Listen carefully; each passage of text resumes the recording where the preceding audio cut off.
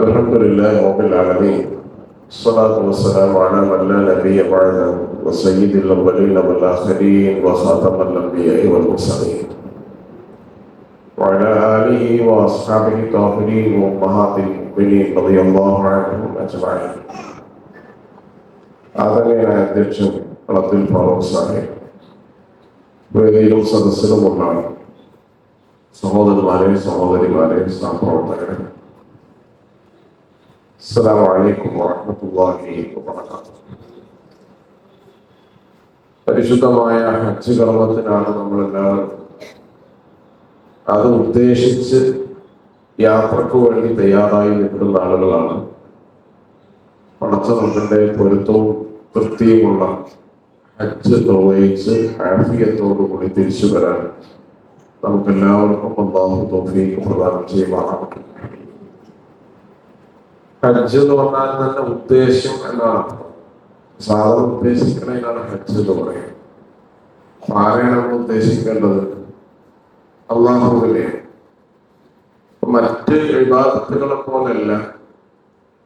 ഇബാദത്തും എല്ലാ ഇബാദത്തും ഇസ്ലാമിന്റെ ഒരു പരിച്ഛേദമാണ്.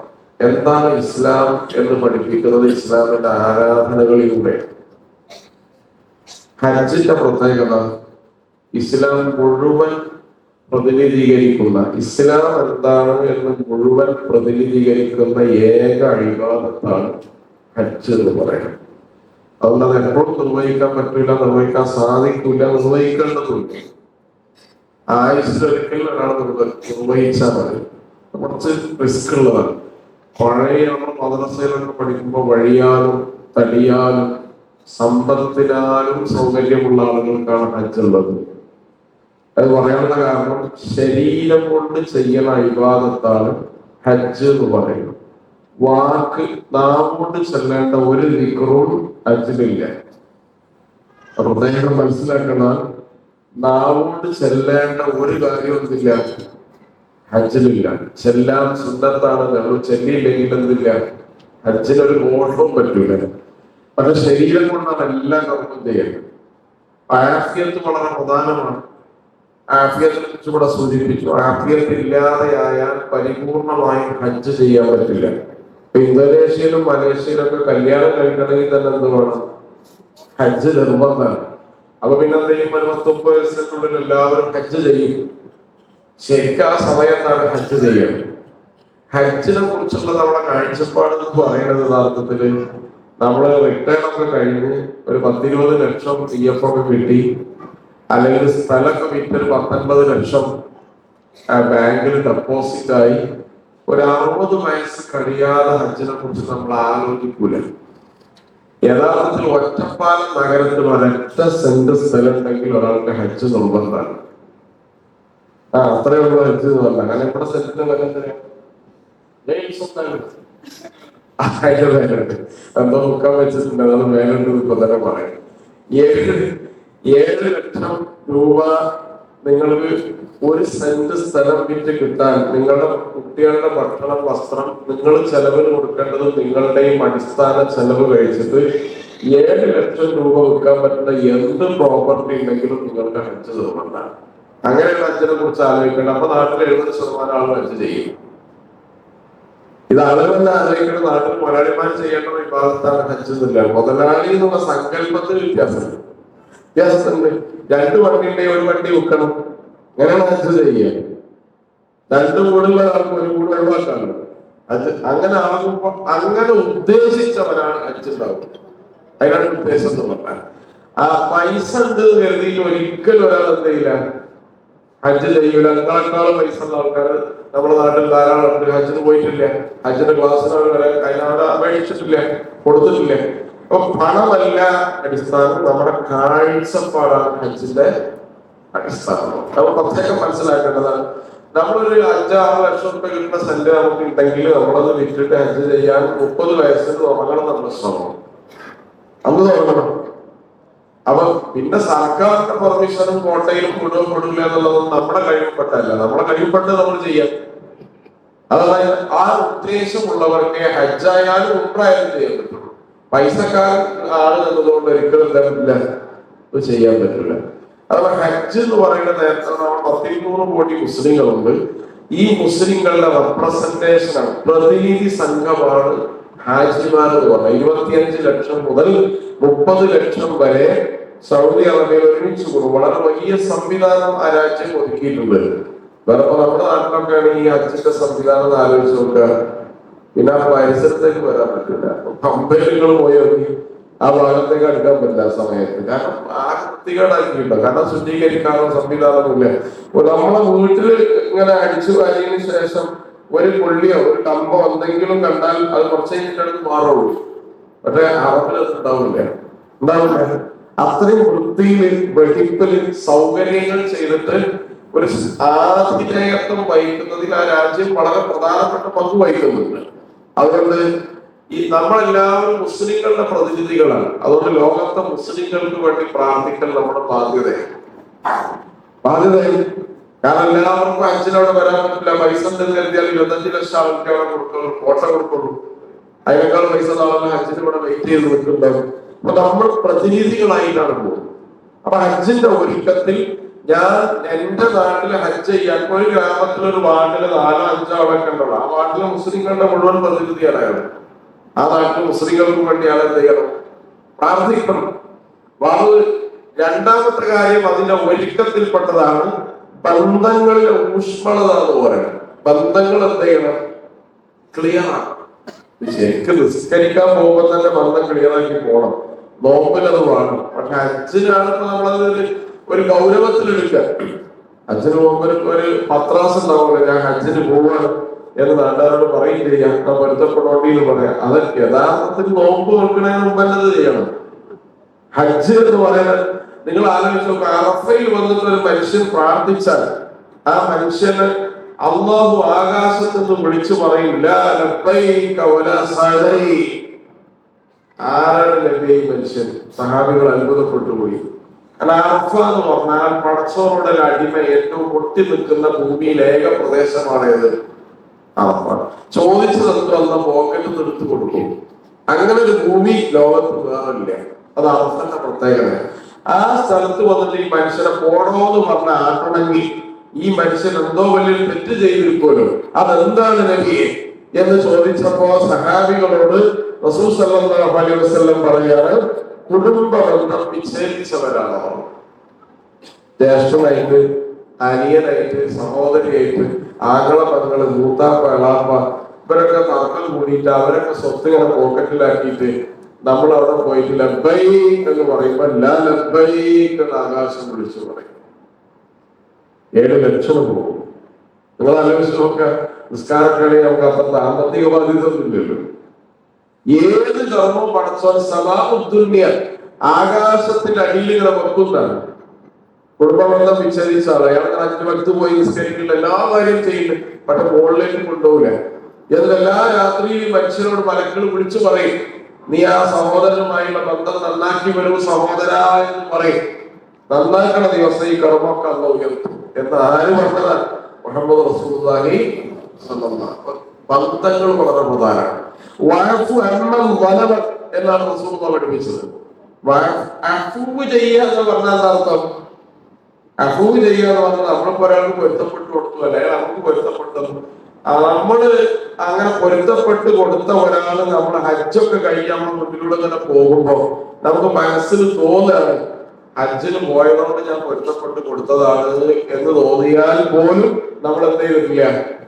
അഫൂ ചെയ്തിട്ടില്ല.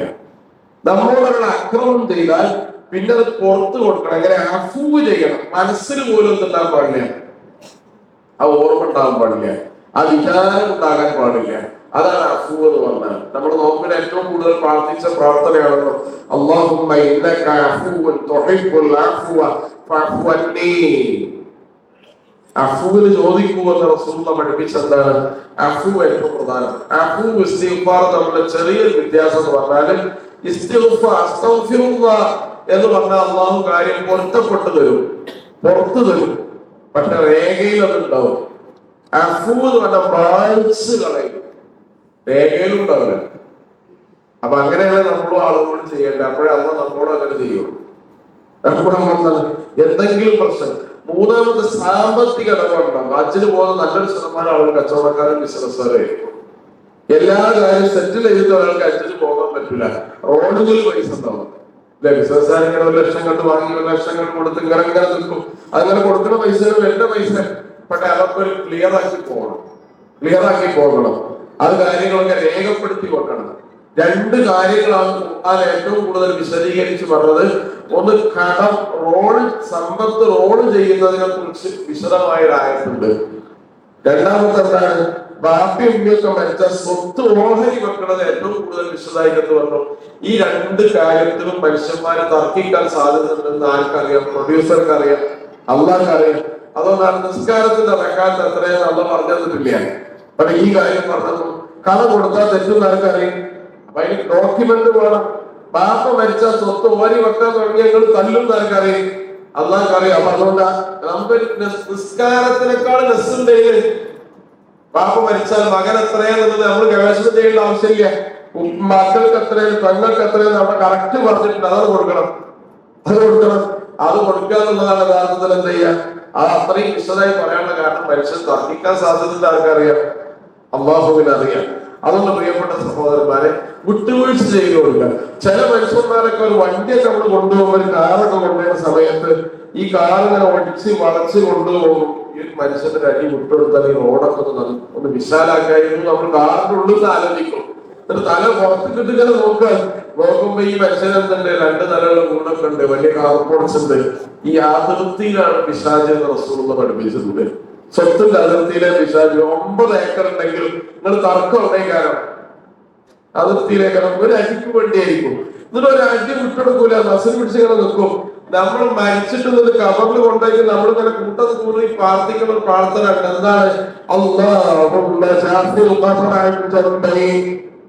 അള്ളാഹുവേ മനുഷ്യൻ ഒരടി വിശാലാക്കി കൊടുക്കുക. അള്ളാഹ് ഞാൻ ചെയ്യും.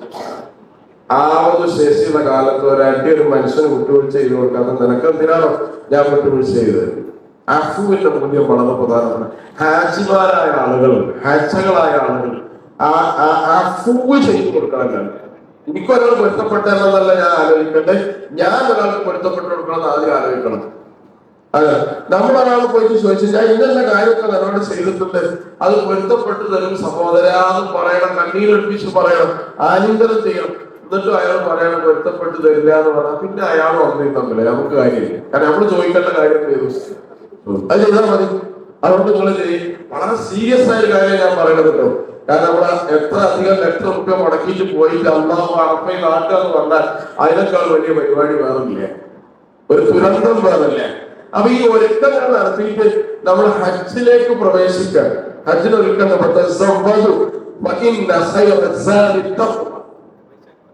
തഖ്വ എന്ന് പറഞ്ഞാൽ ഭക്ഷണത്തിൽ ഏറ്റവും നല്ല ഭക്ഷണം തഖ്വയുടെ ഭക്ഷണമാണ്. വസ്ത്രത്തിൽ ഏറ്റവും നല്ല വസ്ത്രം തഖ്വയുടെ വസ്ത്രമാണ്. എല്ലാം തഖ്വയാണ്. പക്ഷെ തഖ്വയുടെ ഭക്ഷണം ഏതാണ്, തഖ്വയുടെ വസ്ത്രം ഏതാണെന്ന് ഇസ്ലാം പഠിപ്പിച്ചിട്ടില്ല. ധരിക്കുന്ന വസ്ത്രത്തിലും കഴിക്കുന്ന ഭക്ഷണത്തിലും തഖ്വ ഉണ്ടാകണം എന്നാണ് പഠിപ്പിച്ചത്. ഈ ഡ്രസ് കോഡാണ് ഇസ്ലാമിൻ്റെത് എന്നാരും പറഞ്ഞിട്ടില്ല.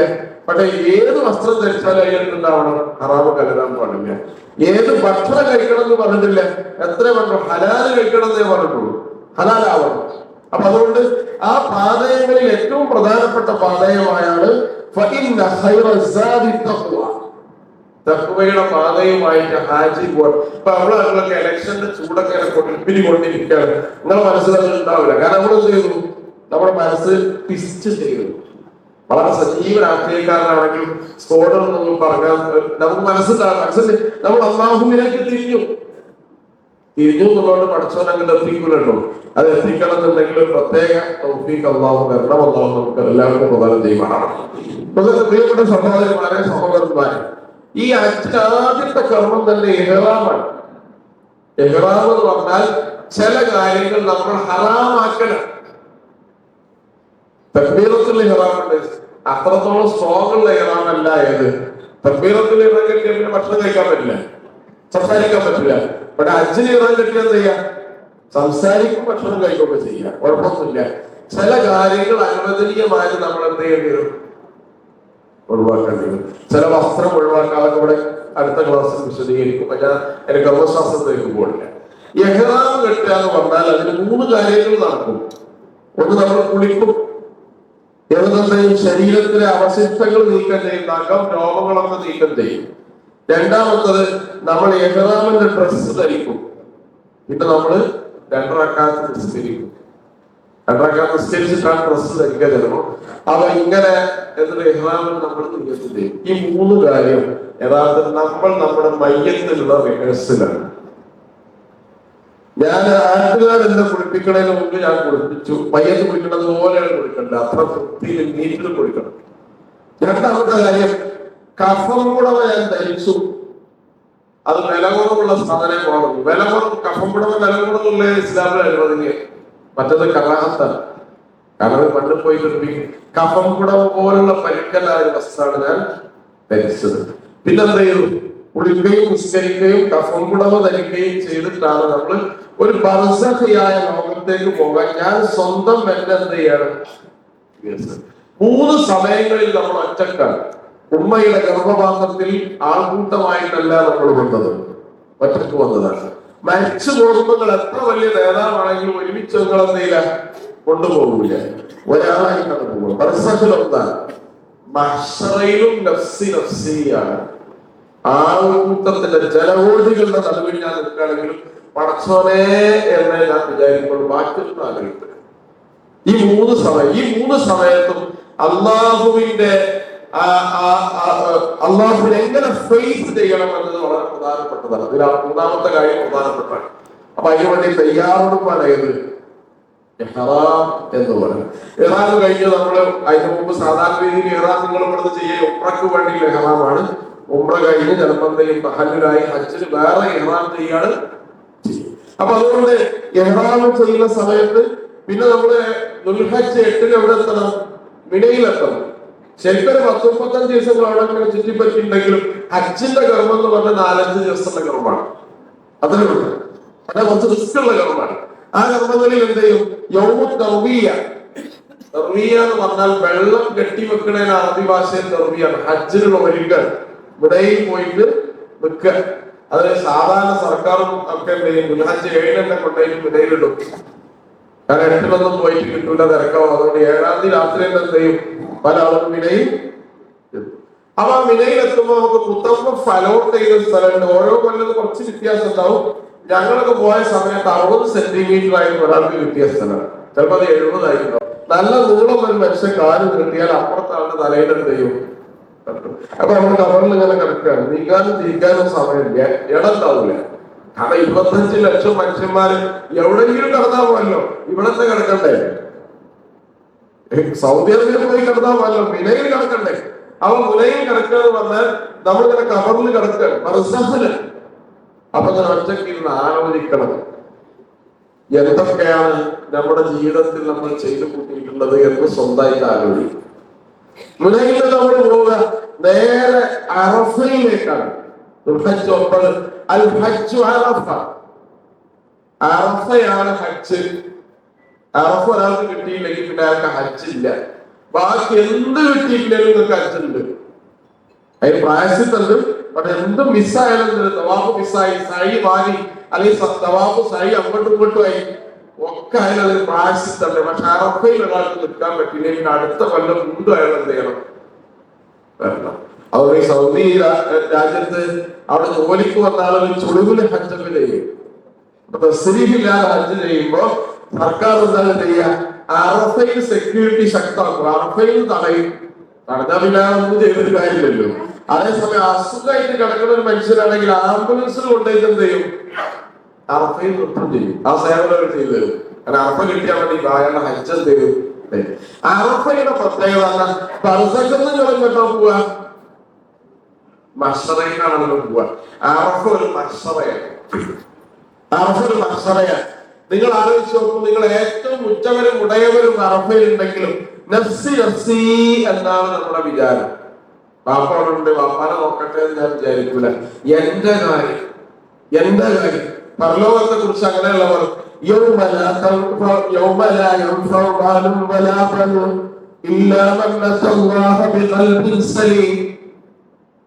അവിടെ വാപ്പി ഉമ്മയൊന്നുമില്ല. വാപ്പി ഉമ്മയൊക്കെ മരിച്ച് എത്ര ദിവസം കഴിഞ്ഞാൽ ഉമ്മ വാപ്പ നമ്മുടെ മനസ്സിൽ ഓർത്താൽ നമ്മളെ കണ്ണെന്ന് എന്ത് ചെയ്യും?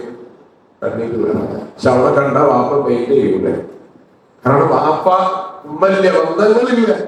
പിന്നെന്താ, സ്വന്തം മകൻ നരകത്തിന് മുഖം കുത്തി വീഴുന്നത് കണ്ടാൽ ഒരു ഉമ്മയും പറയില്ല എന്റെ മോൻ വീണല്ലെന്ന് പറയില്ല. കാരണം ഉമ്മി ബാക്കിയില്ലല്ലോ.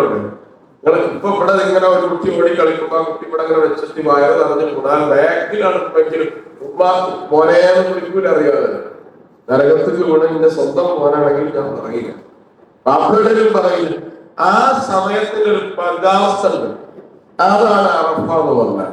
അറഫയിലെത്തിയിട്ട് ഒരു മനുഷ്യന് കണ്ണീർ എടുപ്പിച്ചില്ലെങ്കിൽ ആ മനുഷ്യന്റെ ഉള്ളിൽ എന്തില്ല? തഖ്വയില്ല. തഖ്വ അറിയാൻ ഏറ്റവും പ്രധാനപ്പെട്ട അടയാളം അറഫയിലെത്തി നിങ്ങൾ കണ്ടെന്ന് കണ്ണീർ വരണമെന്ന് ടെസ്റ്റ് ചെയ്താൽ മതി. വെറുതെ മനസ്സില്ല, അള്ളാഹു എന്ന വിചാരത്തിൽ നമ്മൾ കരയലാണ്. എല്ലാവരും പ്രാർത്ഥിക്കും. നിങ്ങളാരും എല്ലാവരും ഏങ്ങി കരയുന്ന മനുഷ്യന്മാരുണ്ടാവും, അടക്കി പിടിച്ച് കരയുന്ന മനുഷ്യന്മാരുണ്ടാവും. പക്ഷെ കരയാത്ത ഒരാളെയും നിങ്ങൾക്ക് അവിടെ കാണാൻ കഴിയില്ല. കുറഞ്ഞ സമയമാണ് അവിടെ നിൽക്കാണ്ടാവുക. അറഫ എന്ന് പറയും. അതിന്റെ ആത്മീയ ഫലം അതാണ്. അതിന്റെ ഭൗതികമായ സന്ദേശം എന്ന് പറഞ്ഞാൽ റസൂൽ സല്ലല്ലാഹു അലൈഹി വസല്ലം അറഫയുടെ പ്രസംഗത്തോടു കൂടിയാണ് അറഫ തുടങ്ങുക. മസ്ജിദുൻ നബവിയിൽ ആരാണോ ഗവൺമെന്റ് ചുമതലപ്പെടുത്തുന്ന അദ്ദേഹത്തിന്റെ ഒരു പ്രഭാഷണം ഉണ്ടാവും. സാധാരണ രീതിയിൽ ആലു ശൈഖാണ് നടത്താറുള്ളത്, ഗ്രാൻഡ് മുഫ്തിയാണത് നടത്താറുള്ളത്. ആ പ്രഭാഷണം ഉണ്ടാവും. ആ പ്രഭാഷണത്തിൽ വർഷങ്ങൾക്ക് മുമ്പ്, നൂറ്റാണ്ടുകൾക്ക് മുമ്പ് റസൂലുള്ളാഹി നടത്തിയ പ്രഭാഷണമാണ്. ആ പ്രഭാഷണം എന്ന് പറഞ്ഞാൽ ആ പ്രഭാഷണത്തിന്റെ സന്ദേശം, മെസ്സേജ് എന്ന് പറയുന്നത് എന്താണ്? സാഹോദര്യമാണ്, സൗഹൃദമാണ്, മാനവികതയാണ്. ബിലാൽ റളിയല്ലാഹു അൻഹുവിന്റെ കയ്യിൽ കൈയിങ്ങനെ കോർത്ത് പിടിച്ചിട്ട് റസൂലുള്ളാഹി പറയാ, ബിലാലുൻ മിന്നി, ബിലാൽ എന്നിൽപ്പെട്ടവനാണ്. ബിലാലിൽ ആരെങ്കിലും ദ്രോഹിച്ചാൽ അവൻ എന്നെ ദ്രോഹിച്ചവനെ പോലെയാണ്. ഇതാണ് സ്വന്തം അമ്മ മരിച്ചാൽ അടുക്കള കുഴിച്ച് മറമാടേണ്ട ആദിവാസികളും ദലിതുകളും വിചാരിച്ചിട്ട് അവരൊക്കെ ചേർത്ത് പിടിക്കാൻ കഴിയണം. 57 കോടി ജനങ്ങൾ പട്ടിണി കിടക്കുന്ന രാജ്യമാണ് നമ്മുടെ രാജ്യം. അവർക്ക് ഒരു നേരം തന്നെ കൊടുക്കാൻ നിങ്ങൾക്ക് കഴിയുമെങ്കിൽ അത് ചെയ്യണം. സയന്റിസ്റ്റ് ആവാൻ ആഗ്രഹിച്ച് യൂണിവേഴ്സിറ്റിയിലെത്തിയ ഒരു വിദ്യാർത്ഥി അതിന് സാധിക്കൂലാതെ കണ്ടപ്പോ ആത്മഹത്യ ചെയ്ത സർവകലാശാലകളാണ് നമ്മുടെ നാട്ടിൽ. രോഹിത് ബഹുല ഹൈദരാബാദ് യൂണിവേഴ്സിറ്റി, താജാദിക്കാരൻ, അങ്ങനെ ധാരാളം മനുഷ്യർ. ഈ മനുഷ്യരൊക്കെ ബിലാലിനെ ചേർത്ത് പിടിച്ചതുപോലെ ചേർത്ത് പിടിക്കാൻ കഴിയുമ്പോഴാണ് നിങ്ങൾ അറഫയിൽ നിന്ന ഹാജിയായി മാറുക. അറഫയിൽ നിന്നുള്ള ഹാജിയായി മാറണമെങ്കിൽ അത് കഴിഞ്ഞ ശേഷം പാവങ്ങളെയും അധസ്ഥിതരെയും ചേർത്ത് പിടിക്കാൻ നമുക്ക് സാധിക്കണം. കാരണം അവിടെ തറവാടുകളില്ല, കുലമഹിമകളില്ല. അങ്ങനെ ഉണ്ടായിരുന്ന അറബികളുടെ എല്ലാ കുടിപ്പകകളെയും നിരോധിച്ചു എന്ന് പ്രഖ്യാപിച്ച ഭൂമിയാണ് ഏത്? അവിടെ കറുത്തവരുണ്ടാകും, വെളുത്തവരുണ്ടാകും, എല്ലാം ഉണ്ടാകും. അറഫയിൽ നമ്മൾ ഇങ്ങനെ പോയി തിരിച്ചു പോന്നിട്ട് നമുക്ക് ആലോചിക്കാനും പരിശോധിക്കാനുള്ള ഒരു ഭൂമിയുണ്ട്. മശ്അറുൽ ഹറാം, മുസ്ദലിഫ. അന്ന് രാത്രികൾ കൊടുക്കാൻ വരിക മുസ്ദലിഫയിലേക്ക്. ദുൽഹജ്ജ് 9 രാത്രി മുസ്ദലിഫയിൽ അല്പനേരം ഇരുന്നാലും ഹജ്ജിന്റെ കർമ്മം ശരിയാവും. ശരിക്കും അവിടെ രാപ്പറക്കാൻ നമ്മൾ പണ്ട് പറയും. രാപ്പറക്കാനുള്ള സ്വസ്ഥമായ സ്ഥലം നമ്മുടെ തിരഞ്ഞിട്ടൊക്കെ ഉണ്ടെങ്കിൽ പോയിരിക്കാൻ ഹജ്ജിന് എവിടെ നിന്നാലും പ്രാർത്ഥിക്കാം. പ്രാർത്ഥനയെ കുറിച്ച് പറഞ്ഞ് അവസാനിപ്പിക്കാം. മശ്അർ എന്ന് പറഞ്ഞാൽ ബോധ്യം എന്നാണ്. മഷായ ഞാനിപ്പോ മിനയിലും അറഫയിലും ഞാൻ ഈ പറഞ്ഞ കാര്യങ്ങളൊക്കെ എന്ത് ചെയ്യണം? ഇങ്ങനെ മനസ്സിൽ മുസ്ദലിഫയിൽ ആലോചിക്കണം. മരിച്ചു പോകണല്ലോ റബ്ബേ എന്ന ബോധം ഉണ്ടാവണം. ഉണ്ടാകുന്ന പകുതി മനുഷ്യൻ എന്ത് ചെയ്യും? നന്നാവും, ക്ലിയറാണ്. അതൊക്കെ ആലോചിക്കാനുള്ള സ്ഥലമാണ് മുസ്ദലിഫ. മുസ്ദലിഫ പിറ്റേ ദിവസം രാവിലെ ഒഴുകി വരും, കടലായി തിരമാലകളൊക്കെ മനുഷ്യരിങ്ങനെ ഒഴുകി വരും. അവിടെ ഏറ്റവും കൂടുതൽ അപകടങ്ങളൊക്കെ ഉണ്ടാവും. അപ്പൊ മുത്തവപ്പ് ചിലപ്പോൾ നമുക്ക് അലോട്ട് ചെയ്തിട്ടുണ്ടാവും സമയം. ചിലപ്പോൾ എന്ത് ചെയ്തിട്ടുണ്ടാവും? എല്ലാവരും പോയിക്കോളൂ പറയും. ചിലപ്പോൾ ഈ ഗ്രൂപ്പ് ഇപ്പൊ പോകണ്ടെന്നൊക്കെ പറയും. അതൊക്കെ അനുസരിക്കണം. എന്നപ്പം പോയാൽ എന്ന് തോന്നിയാൽ ചിലപ്പോൾ തിരക്കുണ്ടായാൽ വിവരം കിട്ടിയിട്ടായിരിക്കും എന്ന് പറയാം, പോകണ്ടെന്ന് പറയാം. അപ്പൊ ചില ആൾക്കാർ ഇപ്പൊ തന്നെ ചെയ്യാം. അങ്ങനെയൊന്നും ഇതിന് വാശി പിടിക്കേണ്ട ആവശ്യമില്ല. അപ്പൊ അതുകൊണ്ട് നമ്മൾ എന്ത് ചെയ്യാം? പിന്നെ പോയിട്ട് നമ്മൾ ജംറയിലേക്കാണ് പോകണം. മിനയിൽ നിന്ന് ഇങ്ങനെ ജംറയിൽ പോകും. ജംറയിൽ പോയിട്ട് നമ്മൾ എറിയും. 21 എറിയും. 3 ജംറയിലും 21 ചെറിയ കല്ലുകൊണ്ടാണ് എറിയേണ്ടത്. വലിയ കല്ലുകൾ ഉപയോഗിക്കരുത്. മഹാനായ ഇബ്നു അബ്ബാസ് റളിയല്ലാഹു അൻഹു ചെറിയ കല്ലെടുത്തു. അപ്പൊ റസൂലുള്ളാഹിന്റെ അടുത്തേക്ക് ചെറിയ കല്ലായി പോയോ എന്ന് ആർക്ക് തോന്നി? ഇബ്നു അബ്ബാസ് റളിയല്ലാഹു അൻഹു തോന്നി, അപ്പൊ നബിയോട് ചോദിച്ചു, ചെറുതായി പോയോ? ലാ തഗ്ലൂ ഫീ ദീനിക്കും എന്നാണ്, നിങ്ങൾ നിങ്ങളുടെ ദീനിൽ അതിന് കവിയരുത്. ഇത്ര മതി. കാരണം അന്ന് മുമ്പരറിഞ്ഞ് കൊല്ലണ ദിവസം ഒന്നല്ല, കാരണം അയാൾ പോയിട്ടുണ്ടാവും. അത്ര അധികം വേറൊന്നും സഹിക്കാൻ പറ്റില്ല. അപ്പൊ അതുകൊണ്ട് ഈ എറിയുടെ മനുഷ്യന്റെ ഉള്ളിലാണ് ആരുണ്ടാവുക, അയാൾ ആ പിശാചിനെടുത്ത് എറിയെടുത്താണ് എറിയുന്നത്, അല്ലാതെ കല്ലെറിയാന്നുള്ള പരിപാടിയല്ല. ചില പാകിസ്ഥാനികളൊക്കെ ഉണ്ടാവും ഇങ്ങനെ ഓടി വന്ന്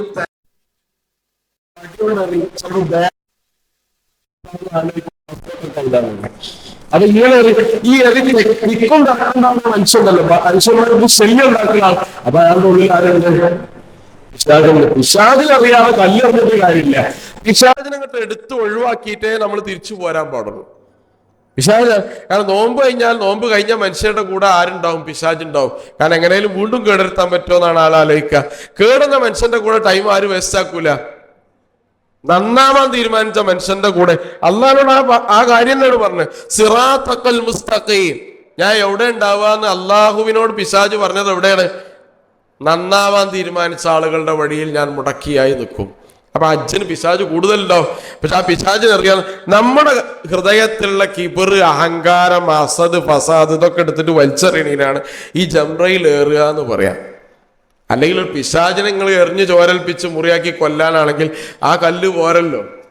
നമ്മൾ എറിയണ കല്ല് ഒരാളെ ഇങ്ങനെ മേത്തട്ടിയാൽ ഇക്കിളിയാവണ കല്ലായിരിക്കും, ചെറുതായിരിക്കും.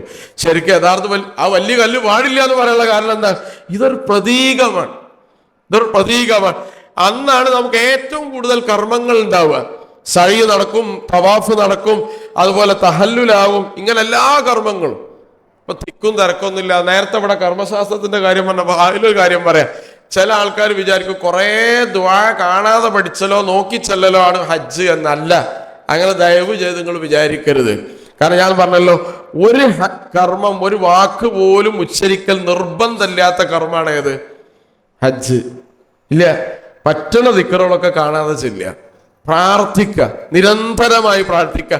പ്രാർത്ഥന അവനു വേണ്ടി പ്രാർത്ഥിക്കുക. ആദ്യം ഏത് പ്രാർത്ഥന തുടങ്ങുമ്പോഴും ഞാൻ ചെയ്യേണ്ടത് എനിക്ക് വേണ്ടിയുള്ള.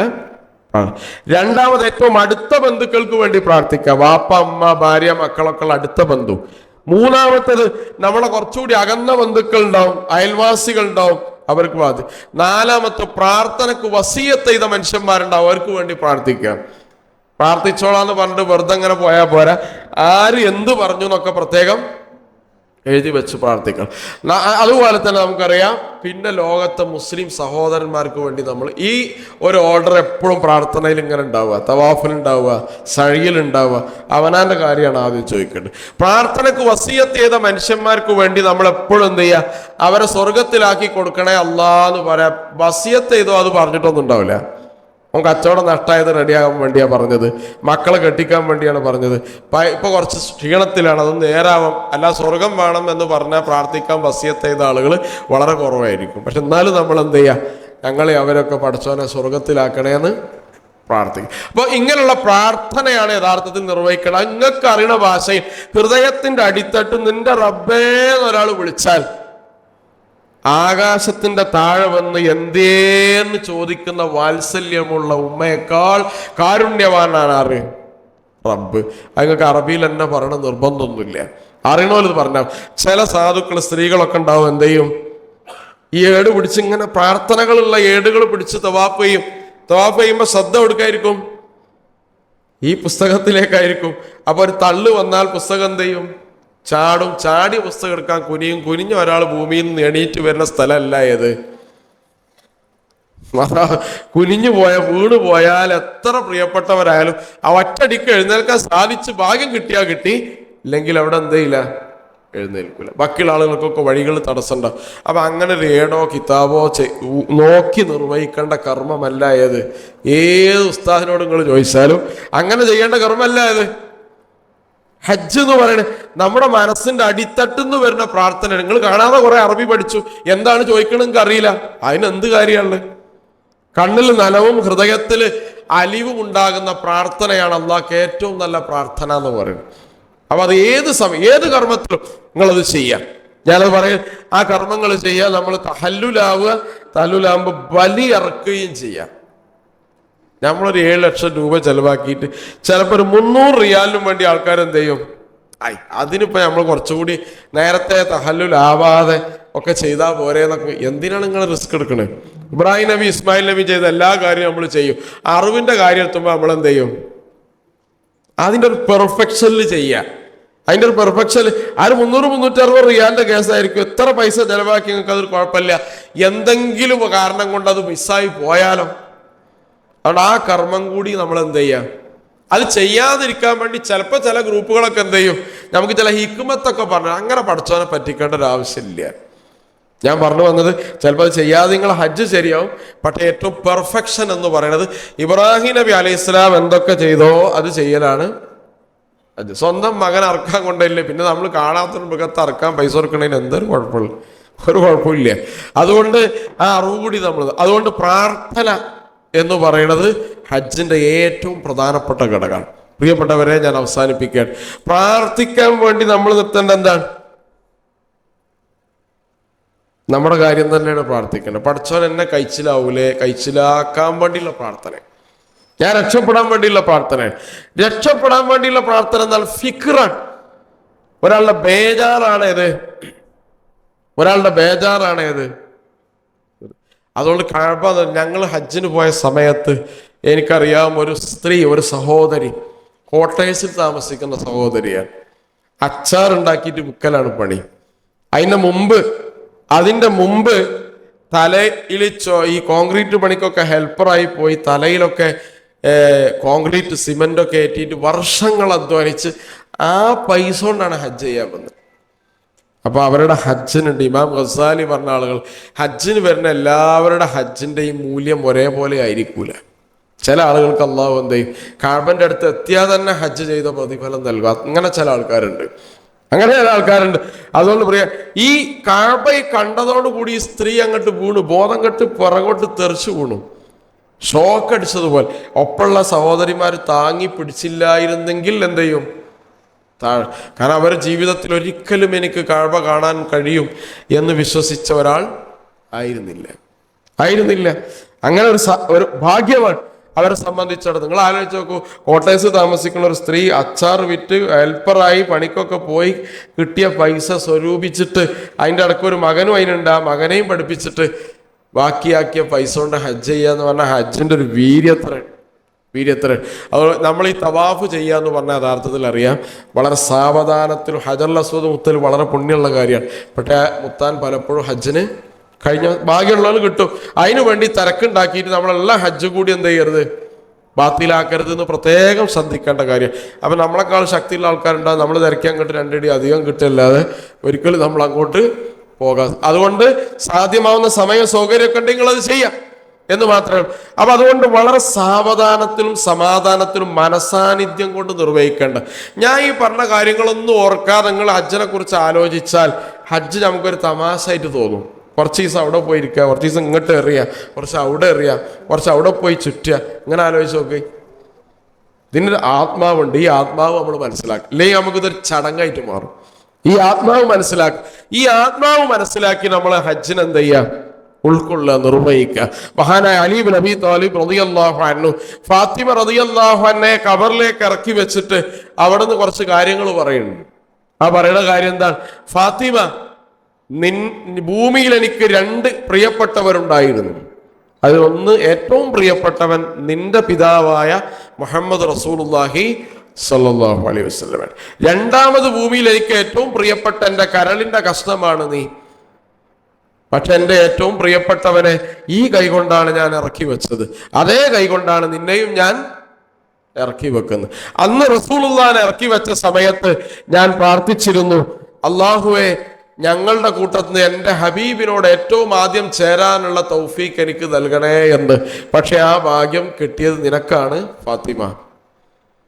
ഇനി ഞാൻ നിനക്ക് വേണ്ടി ചെയ്യാൻ കഴിയുന്നത് ഇതാണെങ്കിൽ എന്ന് പറഞ്ഞിട്ട് പറയാൻ, ഖബറിൻ്റെ അടുത്ത് ഇങ്ങനെ നിൽക്കൽ ഒരു പുണ്യമുള്ള കാര്യമായിരുന്നെങ്കിൽ, നിനക്കതുകൊണ്ട് എന്തെങ്കിലും നേട്ടമുണ്ടായിരുന്നെങ്കിൽ മരണം വരെ അലി നിന്റെ ഖബറിനടുത്ത് നിൽക്കാൻ തയ്യാറാണ്. പക്ഷെ നിന്നോട് എനിക്കൊരു വസിയത്തുണ്ട്. ആ വസിയത്ത് എന്താണ്? നാളെ മഹ്ശറയിലെത്തിയാൽ എല്ലാവരും അവനവന്റെ കാര്യം ഓർത്ത് ആലോചിച്ച് നടക്കുന്ന സമയത്ത് എല്ലാവരും എന്ത് ചെയ്തു? അവനാന്റെ കാര്യം നോക്കി നരകം കാക്കുന്ന മലക്കുകൾ എന്നെ വലിച്ചു കൊണ്ടുപോകുന്നത് കണ്ടാൽ നീ നിന്റെ ഉപ്പയോട് പറയണം, അലി പാവമാണ് ഉപ്പ, അലിയെ സ്വർഗത്തിലാക്കാൻ ശുപാർശ ചെയ്യൂ. ആരെക്കുറിച്ചാണ് ഇത് പറയുന്നത്? അലി ഇബ്നു അബീ ത്വാലിബ് റളിയല്ലാഹു അൻഹു സ്വർഗം കൊണ്ട് സുവാർത്തറിയിക്കപ്പെട്ട സഹാബിയാണ്. എന്നാലും സ്വർഗത്തിന്റെ കാര്യത്തിൽ എന്തുണ്ട്? ബേജാർ. അപ്പൊ ഹജ്ജിന്റെ ഭൂമിയിൽ എത്തിയാൽ പ്രിയപ്പെട്ടവരെ, നമ്മൾ ഏറ്റവും കൂടുതൽ ചോദിക്കേണ്ടത് നമ്മുടെ സ്വർഗമാണ്. നമ്മുടെ സ്വർഗമാണ്. അങ്ങനെ ചോദിച്ച ആളുകളാണ്. കാരണം ഏറ്റവും പുണ്യമായ ഭൂമിയാണ്. അള്ളാഹുവെ എന്നെ ഇവിടെ വെച്ച് മരിപ്പിക്കണേ എന്ന് ഒറ്റപ്പാലത്ത് വെച്ച് എനിക്ക് പ്രാർത്ഥിക്കാൻ പറ്റൂല. അങ്ങനെ പ്രാർത്ഥിക്കാൻ വിശ്വാസിക്ക് നബി തിരുമേനി സല്ലല്ലാഹു അലൈഹി വസല്ലം അനുമതി നൽകി ഒരൊറ്റ ഭൂമിയെ ഭൂമിക്ക് മുകളിലുള്ളൂ. അതാണ് മദീന മുനവ്വറ. മദീനന്റെ പ്രത്യേകത അതാണ്. നിങ്ങൾ ഹജ്ജ് കഴിഞ്ഞാൽ പിന്നെ പോകൽ എവിടെയാണ്? പിന്നെ നബി സല്ലല്ലാഹു അലൈഹി വസല്ലമയുടെ ആദരവ് കാരണം ചെരുപ്പിടാതെ മരണം വരെ ജീവിച്ച ആളാണ് ഇമാം മാലിക് റഹ്മഹുല്ലാഹ്. റസൂലുള്ളാഹിന്റെ ഭൂമി, നമ്മൾ ചെരുപ്പിടാതെ ഒന്നും നിൽക്കണ്ട. പക്ഷെ ആദരവിന്റെ അടയാളം അതാണ്. അവിടെ ചെന്നിട്ട് ഇങ്ങനെ നമ്മളെന്ത് ചെയ്യും? എല്ലായിടത്തും നിങ്ങൾ ഫോട്ടോ എടുത്ത് വിടണ്ടെന്നല്ലോ, സെൽഫി ഒക്കെ എടുത്ത് വിടുമ്പോൾ ശ്രദ്ധിക്കുക. സെൽഫി ഇടുമ്പോൾ നിങ്ങളെ ബാക്ക് ഭാഗമായിരിക്കും ഏത്? കഅബ വരിക. ഞാൻ അപ്പം ഇങ്ങോട്ട് തിരിഞ്ഞല്ലേ സെൽഫി എടുക്കുക, അപ്പം എൻ്റെ ബാക്ക് ഏതായിരിക്കും? കഅബ. അത് അദബുകേടാണ്, ചെയ്യാൻ പാടില്ല. അത് ചെയ്യാനില്ല. വേറൊരാൾ നമ്മളിവിടെ നിർത്തിയിട്ട് കുറേ ദൂരത്ത് നമ്മൾ ഫോട്ടോ എടുത്തിന് കുഴപ്പമില്ല. പക്ഷെ കഅബന്റെ അടുത്ത് വന്നിട്ട് ഹജറുൽ അസ്വദിനോട് ചാരിയിട്ട് ഇങ്ങനെ മൂട് തിരിച്ചു വെക്കരുത്. മദീനയിലെ ഇമാമ് സാധാരണ അദ്ദേഹം നമസ്കാരം അവസാനിച്ചാൽ എഴുന്നേറ്റ് പോകും, ഉടനെ എഴുന്നേറ്റ് പോകും. ഇല്ലെങ്കിൽ തിരിഞ്ഞിരിക്കും. ഇമാമുമാർ തിരിഞ്ഞിരിക്കൂലേ? നിസ്കാരം കഴിഞ്ഞാൽ ഉടനെ തിരിയൽ എങ്ങനെയാണ്? നേരെ ഓപ്പോസിറ്റാണ് തിരിയ. സാധാരണ വലതുഭാഗത്തേക്കല്ല തിരിഞ്ഞിരിക്കേണ്ടത്, പക്ഷെ ഇടതുഭാഗത്തേക്ക്. എന്തുകൊണ്ടാണ്?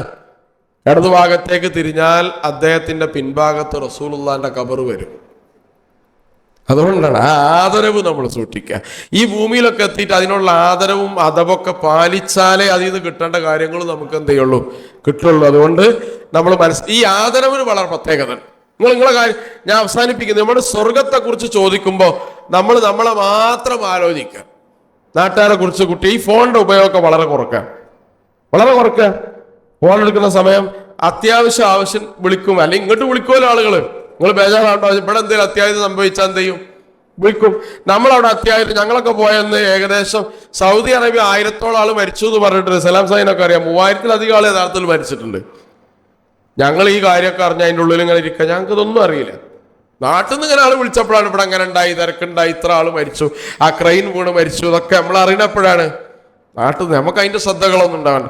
നമ്മൾ എന്ത് ചെയ്യുക? തൽക്കാലം അത് മാറ്റിയേക്കാം. വളരെ അത്യാവശ്യം ടൈമിൽ ഒരു അരമണിക്കൂറൊക്കെ വേണമെങ്കിൽ എന്ത് ചെയ്യാം? അത് ഉപയോഗിക്കുക.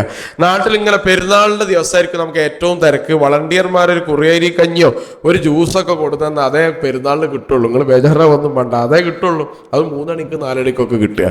തവാഫ് കഴിഞ്ഞ് തഹല്ലൂലായി വരുന്ന സമയത്ത് ആ സമയത്ത് നിങ്ങൾ ഇവിടെ ഇല്ലല്ലോ എന്ന് കരുതി മന്തി കഴിക്കാതെ അല്ലെങ്കിൽ ബിരിയാണി കഴിക്കാതെ മക്കളാരും നിന്നിട്ടില്ലല്ലോ. ഇല്ല, വിളിച്ചു നോക്കിയാലൊക്കെ കഴിച്ച ക്ഷീണത്തിൽ ഉറങ്ങായിരിക്കും. പിന്നെ നിങ്ങൾ അത്ര അവരെ ശ്രദ്ധിച്ചാൽ മതി. മോന് പേരക്കുട്ടിയെ എന്ന് ബേജാറൊന്നും നിങ്ങൾക്ക് അപ്പൊ വേണ്ടെന്ന് അർത്ഥം. കാരണം വാപ്പ അല്ലിപ്പല്ലല്ലോ എന്ന് കരുതി മന്തി അയക്കാത്ത ഒരു പെരുന്നാളും ഇവിടെ പോയിട്ടില്ല. അതുകൊണ്ട് നമ്മളെ ഭൗതിക കാര്യങ്ങളുടെ ശ്രദ്ധ നമ്മൾ എന്ത് ചെയ്യുക? കുറച്ചിട്ടില്ലെങ്കിൽ നമുക്ക് എന്ത് ചെയ്യും? അവിടെ നിന്ന് ഇതിന്റെ ഒരു തുമനീനത്ത് കിട്ടൂല. വിശുദ്ധ ഖുർആൻ ധാരാളമായി പാരായണം ചെയ്യുക, പഠിക്കാൻ ശ്രമിക്കുക, ധാരാളമായി പ്രാർത്ഥനകൾ മുഴുകുക, അലസമാവാതിരിക്കുക. മസ്ജിദുൽ ഹറാമും മസ്ജിദുൽ നബവിയും ജീവിതത്തിൽ ഏറ്റവും അസുലഭാവസരങ്ങളാണ് എന്ന് കണ്ട് നമ്മൾ അതിനുപയോഗിക്കുക. പടച്ച റബ്ബ് നമുക്കതിനെല്ലാം തൗഫീഖ് പ്രദാനം ചെയ്യുമാറാവട്ടെ. ഈ ഹജ്ജിന്റെ ആത്മാവും ചൈതന്യവും ഉൾക്കൊണ്ടുകൊണ്ടല്ലാതെ ഒരിക്കലും ഹജ്ജ് നമ്മൾ ചെയ്യരുത്. ഹജ്ജില് വളരെ ആവശ്യമുള്ളൊരു മൂല്യമാണ് സബർ എന്ന് പറയുന്നത്. ഭക്ഷണം വൈകും, കിട്ടാതിരിക്കും, എത്ര പൈസ കൊടുത്താലും ചിലപ്പോൾ തയ്ച്ചാൽ തികയാത്ത അവസ്ഥ വരും. വണ്ടിയിൽ നിങ്ങൾ ഇരുന്നാലും വണ്ടി അനങ്ങൂല, ജനസാഗരമാണ്, നേർന്ന് നടക്കണമായിരിക്കും. ശരാശരി ഒരാൾ യഥാർത്ഥത്തിൽ മിനയിൽ നിന്ന് മതാഫിൽ പോയി തിരിച്ചു വരണമെങ്കിൽ 12 കിലോമീറ്റർ നടക്കണം.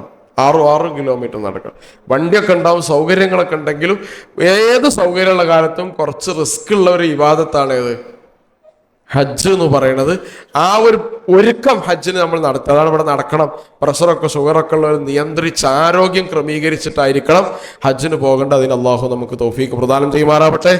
എനിക്ക് വേണ്ടിയും ഇതിന്റെ സംഘാടകർക്ക് വേണ്ടിയും നിങ്ങളുടെ മതാഫിലും മസ്ആയിലും മുനായിലും അറഫയിലും ഒക്കെ പ്രാർത്ഥിക്കണം എന്ന് ദുആ വസിയത്തോടു കൂടി അള്ളാഹുവിന്റെ കാരുണ്യക്കടലായ ജഗന്യന്താവിന്റെ നാമത്തിൽ ഈ മഹത്തായ മജ്ലിസ് ഉദ്ഘാടനം ചെയ്തതായി പ്രഖ്യാപിച്ച് ഞാൻ അവസാനിപ്പിക്കുന്നു.